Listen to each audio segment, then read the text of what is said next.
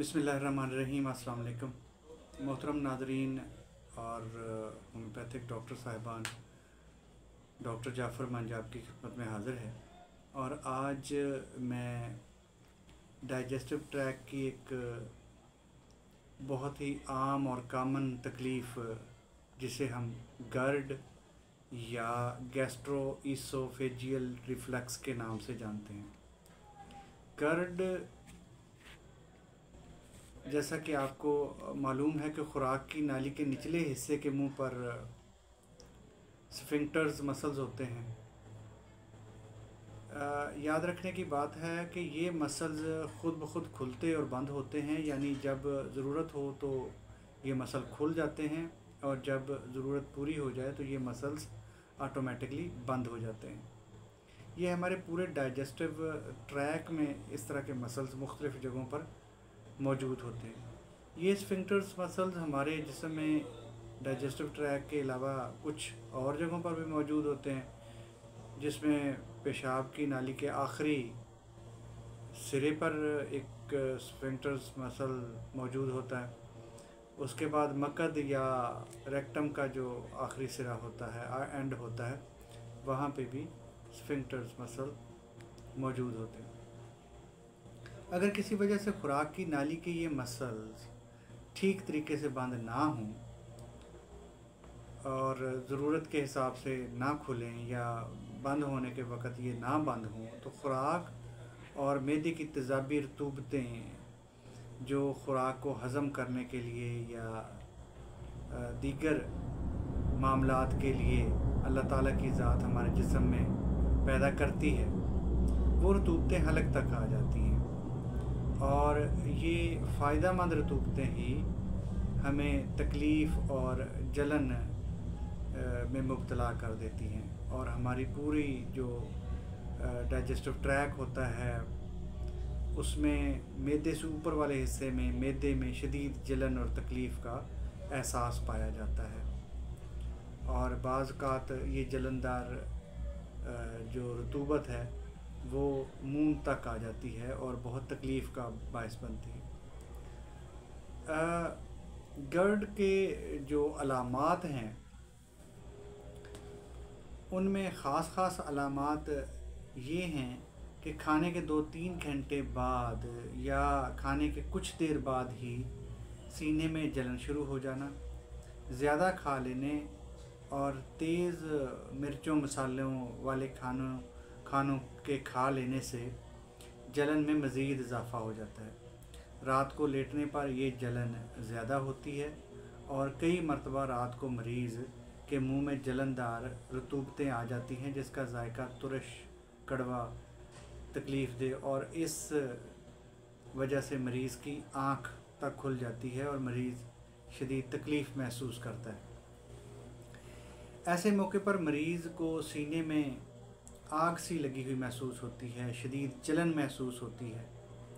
जब ये बीमारी बढ़ जाती है तो खुराक की नाली में छोटे छोटे अल्सर्स या ज़ख़म वगैरह या छाले बनना शुरू हो जाते हैं जो मरीज़ को मज़ीद अज़ियत में मुब्तला कर देते हैं। अल्सर्स हो जाने की सूरत में शदीद दर्द होता है। बाज़ मरतबा मरीज़ इस दर्द को दिल का दर्द समझ बैठता है, लेकिन तशख़ीस करने के बाद पता चलता है कि ये दर्द जो है या ये तकलीफ़ जो है ये मैदे की तकलीफ़ है और अल्सर्स की तकलीफ़ है। इस मर्ज़ में मरीज़ को खाना निकलते हुए काफ़ी दिक्कत महसूस होती है और दर्द महसूस होता है। अगर ये मर्ज़ क्रॉनिक या पुराना हो जाए तो ये कैंसर की शक्ल भी इख्तियार कर लेता है अक्सर औक़ात और इसका इलाज मुश्किल हो जाता है और मरीज़ एक तकलीफ़ दे बीमारी का शिकार हो जाता है। दोस्तों, गर्ड को या गैस्ट्रोइसोफेजियल रिफ्लक्स को डायग्नोज़ करने के लिए मुख्तलिफ़ किस्म के टेस्ट भी आजकल किए जाते हैं, जबकि होम्योपैथी में तो ज़्यादातर अलामात ली जाती हैं, केस टेकिंग की जाती है। उस केस टेकिंग और अलामात लेने के बाद बिलमिसल दवा तजवीज़ कर दी जाती है।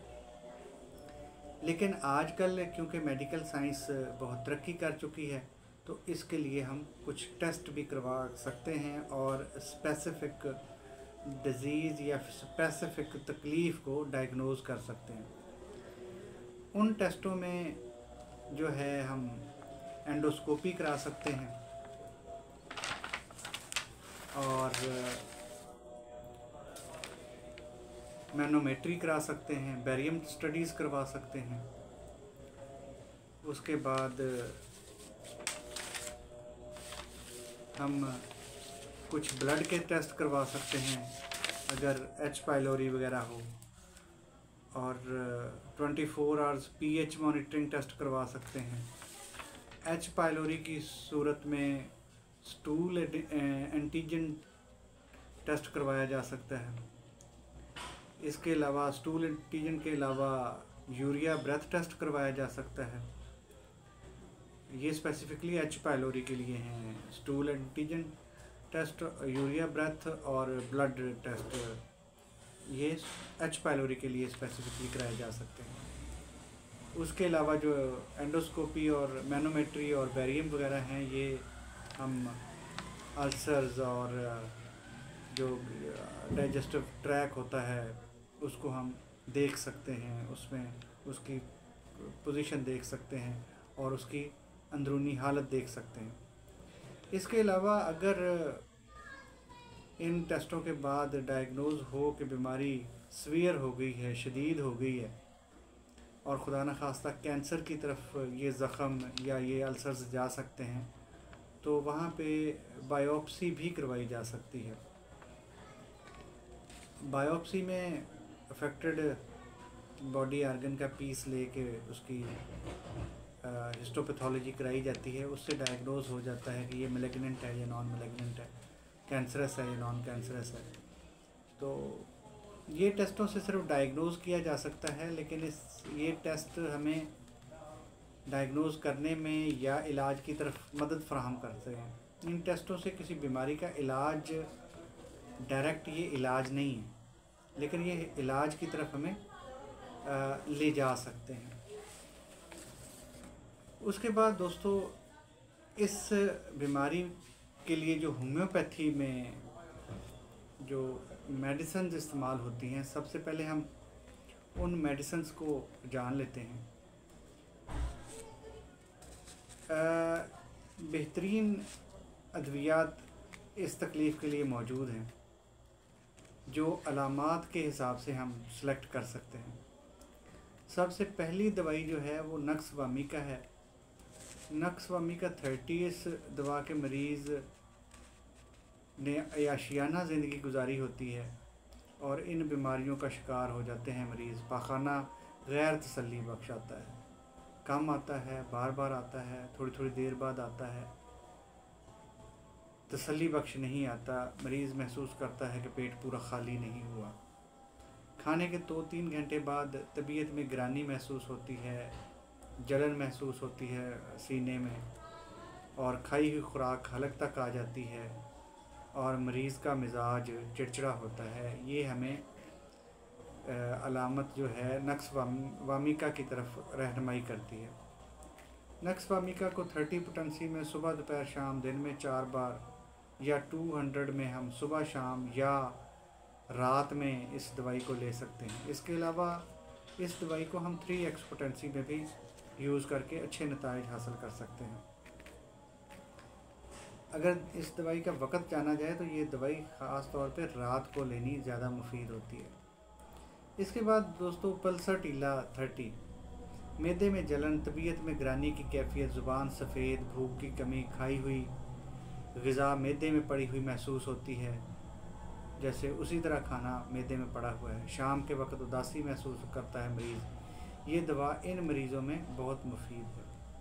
इस मरीज़ को ठंडी चीज़ों से तकलीफ़ में कमी वाक़या होती है और ठंडे माहौल में, ठंडे कमरे में, ठंडी आबो हवा में मरीज़ कुछ बेहतरी महसूस करता है। ठंडी खुराक इसको कुछ बेहतरी की तरफ ले जाती है, जबकि गर्मी से इसकी तकलीफ़ें बढ़ती हैं। ये पल्सरटीला की अलामतें हैं। पल्साटीला को 30 में सुबह दोपहर शाम या 6C में सुबह दोपहर शाम दिन में 4 बार इस्तेमाल किया जा सकता है। इसके अलावा इसे 200 में सुबह शाम या दिन में 1 बार भी इस्तेमाल किया जा सकता है।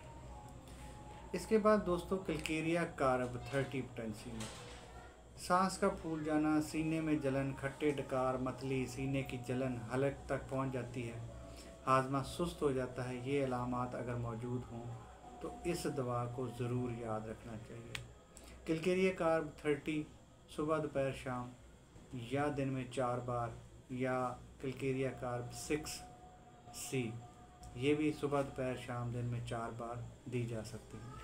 दोस्तों याद रहे कि 30 पोटेंसी से ऊपर वाली जो पोटेंसियाँ हैं ये हम डायरेक्ट ज़ुबान पे 2 से 3 कतरे ले सकते हैं। अगर हम छोटी पोटेंसियाँ लेंगे तो उसे पानी में लेना ज़रूरी ज़्यादा बेहतर होगा। इसके बाद हम चाइना की तरफ आते हैं। China 1M, China 30। जायका कड़वा, तमाम पेट में गैस जमा हो जाती है जिसे डकारों से वक्ती आराम मिलता है। सीने की हड्डी के पीछे ग़िज़ा पत्थर की मानद पड़ी हुई महसूस होती है और हवा के अखराज से या डकार से कुछ अफाका महसूस होता है। अगर ये अलामात मौजूद हों तो ये दवा एक खुराक हफ्तावार दें तो अक्सीर की हैसियत रखती है। चाइना 1M की बात कर रहे हैं। इसके अलावा हम चाइना को 33X में भी इस्तेमाल कर सकते हैं। 30 में और या 1M में या 200 में ये 2-3 कतरे ज़ुबान पे ले सकते हैं, लेकिन अगर छोटी पोटेंसी इस्तेमाल करनी है तो उसे हम पानी में लेंगे। 30 इस्तेमाल करेंगे 2-3 कतरे सुबह दोपहर शाम दिन में 4 बार। अगर हम 200 इस्तेमाल करेंगे तो सुबह शाम या दिन में 1 बार। अगर हम 1M लेंगे तो हफ्ते में 1 बार दवाई लेना काफ़ी होगा। 3X को हम थोड़े से पानी में डाल के सुबह दोपहर शाम दिन में 4 बार तक ले सकते हैं। लाइकोपोडियम 30 या 1M, अगर इस दवा की अलामात हों और तकलीफ़ ज़्यादा क्रॉनिक ना हुई हो, यानी ज़्यादा पुरानी तकलीफ़ ना हुई हो, तो इस दवाई को हम 30 में लेंगे और सुबह दोपहर शाम लेंगे। लाइकोपोडियम को अगर ज़्यादा तकलीफ़ पुरानी ना हो तो सुबह दोपहर शाम 30 में इस दवाई को 2-3 कतरे ज़ुबान पे ले लेंगे। बहुत इफ़ेक्टिव दवाई है और मर्दों के लिए ख़ास तौर पे ये बाकी बहुत सारे मामलात भी हल कर देती है। आजकल के दौर में जो एक मशीन की तरह मर्द काम करता है, खाना टाइम पे टाइम खाता है, मुरगन खाता है, टेंशन वाली ज़िंदगी गुजारता है और दफ्तरों में मसरूफ़ रहता है, सारा दिन बैठा रहता है, उसके लिए ये उसके बहुत सारे मसाइल हल कर सकती है। चाइना 30 में सुबह दोपहर शाम 2-3 कतरे ज़ुबान पे गिराएं और आपका खाना, कमज़ोरी और सारी मामलात ये हल कर सकती है। लाइकोपोडियम 30 सुबह दोपहर शाम 2-3 कतरे ज़ुबान पे गिराएं और आपके बहुत सारे आजकल के मसाइल जो हैं ये हल कर सकती है। इसी तरह अगर हम इसको बड़ी पोटेंसी में लेंगे 1000 की ताकत में यानी 1M की ताकत में, तो ये हफ्ते में 1 खुराक काफ़ी होगी। इसकी अलामत कुछ इस तरह से हैं कि भूख होती है लेकिन चंद नवाले खाने से पर पेट भर जाता है, गैस नाफ के नीचे होती है, खट्टे डकार आते हैं, सीने में जलन होती है, खाने के फ़ौरी बाद गैस और गिरानी की कैफियत पैदा हो जाती है। मर्द जो होता है वो अय्याशी का आदी होता है, ख़वातीन पसंद होती हैं और आजकल के कंपटीशन के दौर में होता है वो, और उसे और बहुत सारी सोचें, तकलीफ़ें और इस तरह के मामलात का शिकार होता है। मर्दों के ये बहुत सारे मामलात कवर करती है लाइकोपोडियम 30 और बहुत ही अच्छी दवाई है। आर्सेनिक एल्बम 30 ज़ुबान खुश्क, प्यास की बार बार हाजत, लेकिन इस दवा का मरीज़ बार बार पानी पीता है, प्यास लगती है लेकिन थोड़ा थोड़ा पानी पीता है, बेहद कमज़ोरी महसूस करता है, दस्त और कै, मैदे में शदीद जलन होती है। इसके लिए आर्सेनिक एल्बम 30 को हम सुबह दोपहर शाम इस्तेमाल कर सकते हैं। 200 को सुबह शाम इस्तेमाल कर सकते हैं अगर इसकी अलामात हमें मिल रही हो। काली बाइक्रोमियम 30 मैदे में अल्सर्स होते हैं, खाने के बाद दर्द होता है, खाने के बाद दर्द में कमी वाक़ हो जाती है, चमकदार पीले मादे की कै होती है। इसमें हम काली बाइक्रोमियम 30 देंगे। इलेक्ट्रोजन 30 अल्सर्स के बायस होने वाले दर्दों को दूर करती है। कार्बोवेज 30 या 1 m, मर्ज़ पुराना हो तो 1 m पावर की एक खुराक हफ्तेवार दें, वरना दिन में 4 खुराकें 30 पावर की कार्बोवेज दें। सीने में तेज़ाबियत, सीने पर गैस का इज्तिमा, खून आलूद मवाद की कैब वगैरह के लिए ये एक अच्छी दवाई है। नाइट्रिक एसिड 30 ये दवा मैदे के अल्सर्स का रुझान ख़त्म कर देती है, जलन के रुझान को ख़त्म करती है। फास्फोरस 30 ख़ास अलामत खाना या पानी मैदे में जैसे ही पहुंचता है तो मरीज़ को कै आ जाती है, और कै के अंदर बलगम, खून या सफ़रा होता है। अर्जेंटम नाइट्रिकम 30 या 1 m अल्सर्स और मैदे की दीगर तकालीफ में कामयाब दवाई है। बुलंद बाग डकारें मारता है मरीज़, मखसूस अलामत इसकी बुलंद डकारें हैं।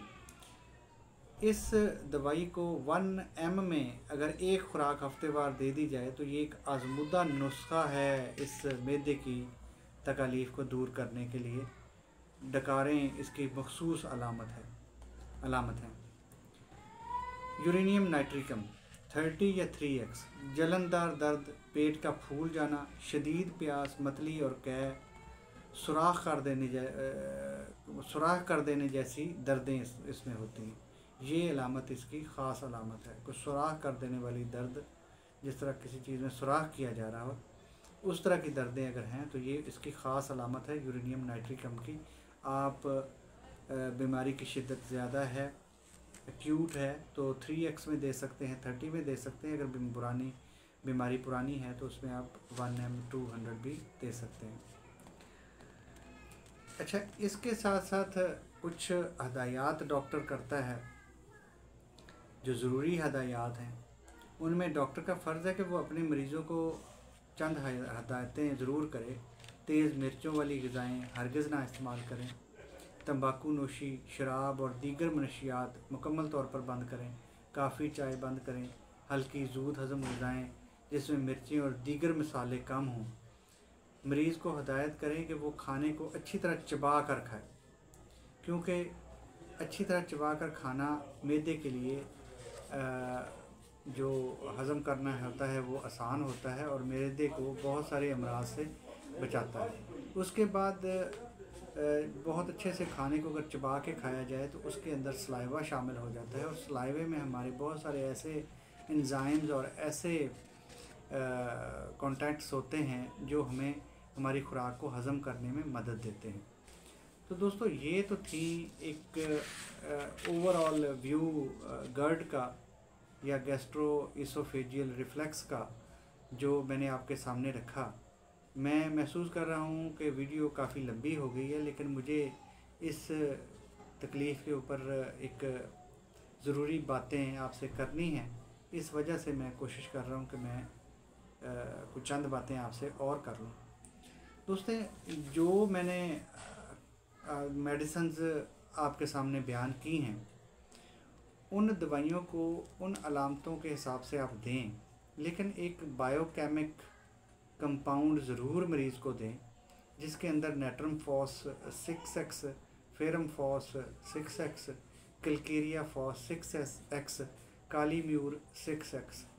ये बहुत ही मुफीद मुरक्कब है बायोकेमिक मेडिसिन्स का, जो आप 3-3 गोलियां, हर मेडिसिन की 3-3 गोलियां सुबह दोपहर शाम मरीज़ चूस ले। इंशाअल्लाह मरीज़ की मैदे के अलामात ठीक हो जाएंगी, लेकिन उसके साथ बाकी जो अलामात के हिसाब से मेडिसिन हैं वो देनी है। ये बायोकेमिक का जो कंपाउंड है ये आपने बग़ैर अलामात के देना है। अलामात को सोचे बग़ैर साथ कॉम्प्लीमेंट्री मेडिसिन देनी है, तो आपको इंशाल्लाह बहुत अच्छे रिज़ल्ट मिलेंगे। इसके बाद हम थोड़ी सी बात कर लेते हैं कि ये गैस्ट्रो इसोफेजियल रिफ्लेक्स में जो एच पाइलोरी की तकलीफ़ होती है, जिसके ऊपर हमने थोड़ी सी बात की कि अगर एच पाइलोरी डायग्नोज्ड हो जाता है या आप समझते हैं कि मरीज़ को एच पाइलोरी की प्रॉब्लम है, तो उसमें हमने क्या करना होता है। उसमें एच पाइलोरी में या बाकी मामलात में भी जो कार्सिनोसिनम है, हमने हमेशा कोशिश करनी है कि जो ट्रीटमेंट है वो मैदे का जो इस तरह की जलन का या तकलीफ़ का जो तकलीफ़ है उसका इलाज करने से करना जो स्टार्ट करना है तो उसका स्टार्ट कार्सिनोसिनम से करना है। कार्सिनोसिनम 1 mg की 3 खुराकें रोज़ाना की बेस पे 3 दिन ज़रूर देनी है। उसके बाद अलामतों के हिसाब से जो आपने मेडिसिन सेलेक्ट की है और बायोकेमिक जो कंपाउंड आपने सेलेक्ट किया है वो स्टार्ट करना है। तो इंशाल्लाह अल्लाह के हुक्म से आपको मैदे की जो तकलीफ़ें हैं उसको इलाज करने में, उसको कंट्रोल करने में बहुत मदद मिलेगी।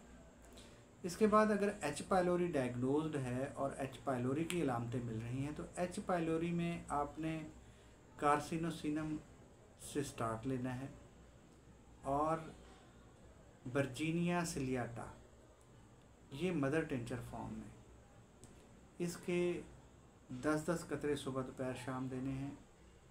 इसके बाद कैलेंडुला 5-5 कतरे सुबह दोपहर शाम देने हैं।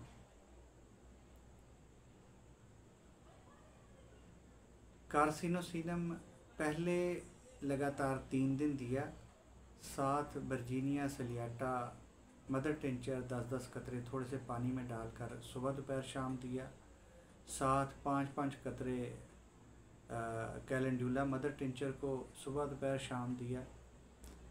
अगर तो गैस बर्निंग इस 10-10 कतरों से कंट्रोल हो जाती है तो 10 कतरे मरीज़ के लिए काफ़ी हैं। अगर बर्निंग बढ़ जाती है तो आप 10 कतरों से वर्जीनिया सिलियाटा की डोज़ कम कर दें, 7 कतरों की तरफ आ जाए। अगर आप देखते हैं कि 10 कतरे देने से न तकलीफ़ में इजाफ़ा हुआ न तकलीफ़ में कमी हुई तो आप वर्जीनिया सिलियाटा की डोज़ बढ़ा दें, 13 कतरे कर दें, 13 से 15 कतरे कर दें। जहाँ पे आप महसूस करें कि मेडिसिन ने अफेक्ट किया और मरीज़ को जलन बर्निंग तकलीफ़ कम हो गई, कम होना शुरू हो गई, तो वो दवाई की एग्जैक्ट डोज होगी। क्योंकि एच पाइलोरी में तकलीफ़ पुरानी होती है, मरीज़ के अंदर ज़ख़म होते हैं, अल्सर बने हुए होते हैं और हेलिकोबैक्टर जो हमारा एक बैक्टीरिया है वो अंतड़ियों में मौजूद होता है और पाखाने के रास्ते ख़ारिज हो रहा होता है। अगर इस पर डिटेल बात करेंगे तो बात काफ़ी लंबी हो जाएगी, तो यहाँ इसे हम वाइंड अप करने की कोशिश करते हैं कि इस मरीज़ को चाहिए कि वो अपना जूठा गिलास चम्मच दूसरे फैमिली मेम्बर्स को ना दे और जब भी ये वॉशरूम जाए और ख़ास तौर पे बड़े पेशाब के बाद ये अपने हाथ साबुन से ज़रूर धोए, छोटे पेशाब के बाद भी साबुन से ज़रूर धोए। ख़ास तौर पे ये जो हेलिकोबैक्टर है ये आपके बड़े पेशाब में पाखाने में ख़ारिज हो रहा होता है, तो अगर वहाँ से ये आप किसी चीज़ को कंटामिनेट करते हैं या आपके मुंह के ज़रिए भी ये दूसरे लोगों तक जा सकता है, तो कंटामिनेट करते हैं तो उसमें आप ये बीमारी को स्प्रेड करने का बायस बनेंगे। तो एच पाइलोरी में ख़ास तौर पे ये चीज़ें बहुत ज़रूरी हैं। अगर मरीज़ एच पाइलोरी में कमज़ोरी महसूस करता है तो उसको साथ एविना सटाइवा भी दें ताकि मरीज़ की सेहत बहाल होना शुरू हो जाए। उसे मुरगन ग़िज़ाओं से, मिर्च मसालों वाली ग़िज़ाओं से परहेज़ कराएं। सुबह निहार मुँह कम से कम 1 से 2 गिलास उसे पानी पिलाएं। तेल से, चिकनाई से और गर्म अशिया से उसे परहेज़ कराएं। सब्ज़ियाँ वो खाए, भूख रख के खाना खाए, अच्छी तरह चबा के खाए और ज़ूद हज़म ग़िज़ाएँ खाए। और इसी तरह जो हमने कार्सिनोसिनम 3 दिन लगातार दी होती है उसे हम हर हफ्ते दोहराएंगे कम से कम 3-4 खुराकों में। उसके बाद 15-15 दिन के बाद हम कार्सिनोसिनम में को ज़रूर देंगे और जिस तरह मरीज़ की तकलीफ़ कम होती जाए तो हम मेडिसिन की डोज़ कम करते जाएंगे और आहिस्ता आहिस्ता मेडिसिन को ख़त्म करते जाएंगे। लेकिन दोस्तों ये एक बड़ी ढीठ बीमारी है, इसका इलाज 6 महीने साल तक भी चल सकता है, तो लिहाजा इसे तहम्मुल से मरीज़ को भी तहम्मुल से दवाई इस्तेमाल करने की ज़रूरत है और डॉक्टर को भी तहम्मुल से इसका इलाज करने की ज़रूरत है। दोस्तों, इसी के साथ मैं आपसे गुजारिश करूंगा कि आपको मेरी ये वीडियो अच्छी लगी है तो लाइक ज़रूर करें ताकि मेरी हौसला अफजाई हो। अगर आपको अच्छी नहीं लगी तो आपको डिसलाइक करने का हक हासिल है। दोस्तों, मेरी होम्योपैथी के रिलेटेड मालूमाती वीडियोस अपनी कॉन्टैक्ट लिस्ट में और अपने दोस्तों में ज़रूर शेयर किया करें ताकि लोगों को ज़्यादा से ज़्यादा होम्योपैथिक मेडिसिन का पता चले और लोग इस बेज़र तरीका इलाज की तरफ आएँ। अगर आप मेरे चैनल पे नए हैं तो चैनल को सब्सक्राइब करके मेरे और अपने ताल्लुक़ को पुख्ता कर लें। बेल आइकन को जेंटल टच ज़रूर दें ताकि मेरी हर वीडियो आपकी मोबाइल और लैपटॉप स्क्रीन तक पहुँचती रहे। इसी के साथ डॉक्टर जाफ़र मंज आपसे इजाज़त चाहता है। अल्लाह हाफ़िज़।